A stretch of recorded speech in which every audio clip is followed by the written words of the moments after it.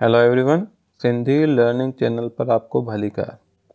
आज हम सिंधी में 3 अक्षरों वाले शब्द जो है वो कैसे लिखे जाते हैं उसके बारे में पढ़ेंगे। अब पहला जो है वो शब्द जो है वो उसको मच्छी बोलते हैं। इसमें 3 अक्षर आते हैं, माँ, छ और य। मीम के ऊपर दबा लगाएंगे, मीम दबर माँ, और छे और ये इसको मिलाएंगे, छे ये छे, और नीचे इसके रे लगाएंगे तो बन गया जाएगा छे ये देरे छी।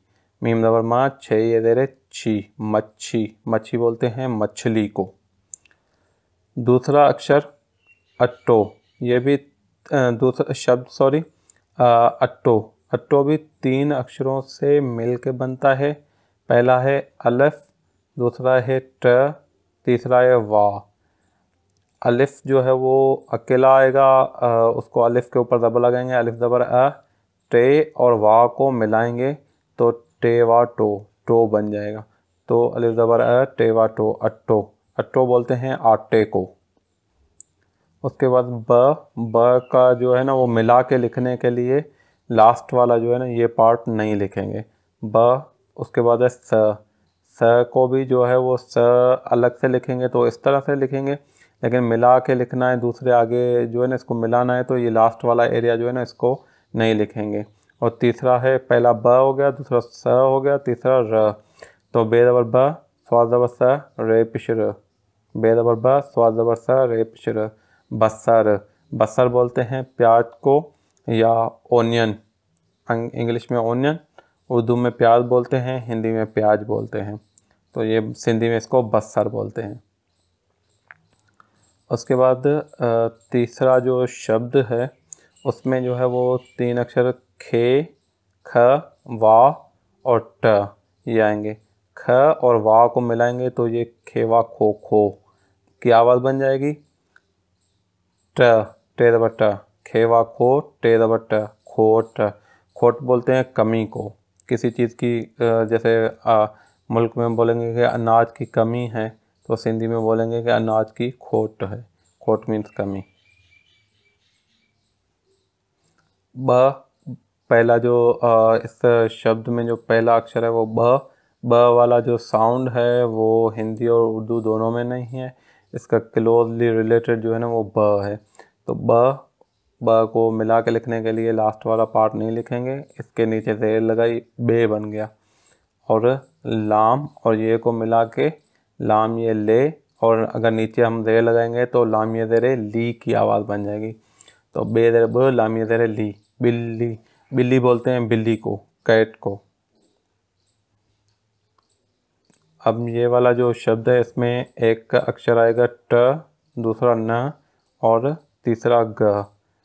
ट को मिलाने के लिए ये वाला ऐसा नहीं लिखा, ट को न से मिलाया और न को भी आगे मिलाना है, इस वजह से ये वाला लास्ट वाला पार्ट जो है ना वो नहीं लिखेंगे।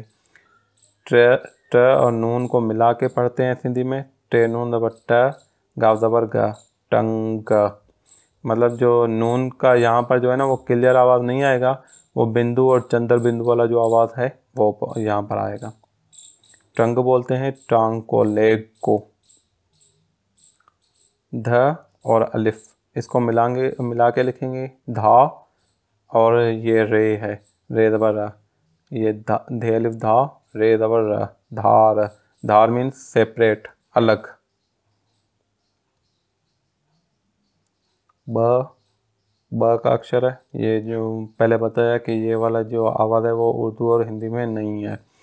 तो बे को बा से मिलाएंगे तो ये बन जाएगा बो, रे दबर ड, बेवा बो, रे दबर ड, बोड़। बोड़ बोलते हैं सिंधी में सालन को, करी को, इंग्लिश में करी और उर्दू हिंदी में सालन। काफ, क, काफ पेश क, हमज़ा और वाह इसको मिला के ओ की आवाज़ आएगी, ओ।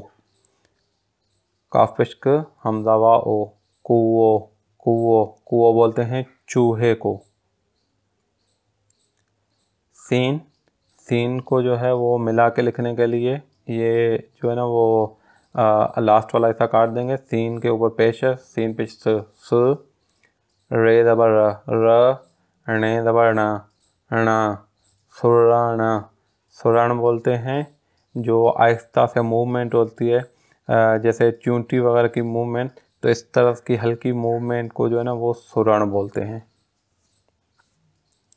घ और वा को यहाँ पर मिला के लिखेंगे, घेवा घो, टे दबर ट, ट, घेवा घो टे दबर ट, घोट, घोट सिंधी में बोलते हैं दुल्हे को।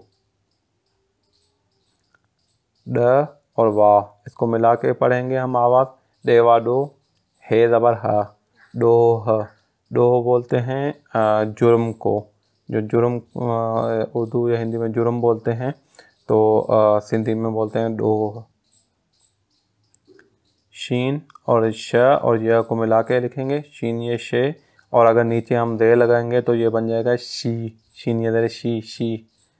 खे ज़बर खा, खा, शीन ये दर शी, खे ज़बर खा, शीखा। शीख बोलते हैं लोहे की जो छोटी सी राड हो, उसको जो है वो शीख बोलते हैं।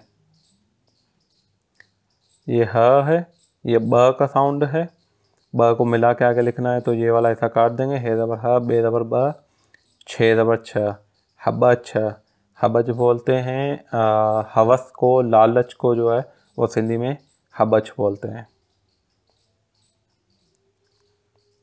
ये थ का है अक्षर, थ को मिला के लिखना है वा के साथ, तो ये लास्ट वाला ऐसा नहीं लिखेंगे, थ और वा को मिला के पढ़ेंगे थेवा थो, और ऊपर पेश लग गई ये बन जाए, ये पढ़ेंगे इसको थू, मीम दबर मा, थूम, थूम, थेवा पेश थू, मीम दबर मा, थूम, थूम जो है वो लहसुन या गार्लिक, उसको जो है वो सिंधी में थूम बोलते हैं। मेहरबानी।